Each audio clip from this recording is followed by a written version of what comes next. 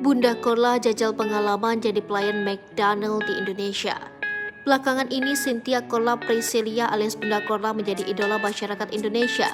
Diketahui Bunda Korla berprofesi sebagai pelayan di McDonald di Jerman.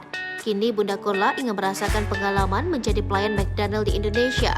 Bunda Korla datangi McDonald di kawasan Mampang, Jakarta Selatan. Para fans pun langsung berteriak dan berusaha mendekati Bunda Korla yang tengah berjalan ke dalam McDonald.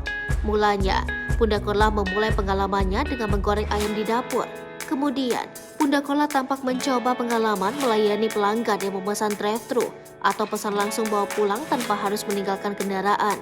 Para pelanggan yang beruntung tersebut dapat sekaligus berselfie dengan Bunda Korla. Setelah itu, Bunda Korla tampak mengajak para fans yang hadir ke McDonald untuk menyanyi lagu andalannya. Mana Bunda, ini Bunda saya.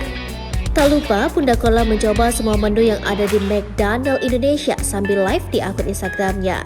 Mengakhiri kegiatannya saat itu, Bunda Korla menyapa para fans sambil bercerita tentang kesannya bekerja di McDonald. Tak lama setelah itu, Bunda Korla pun meninggalkan lokasi McDonald.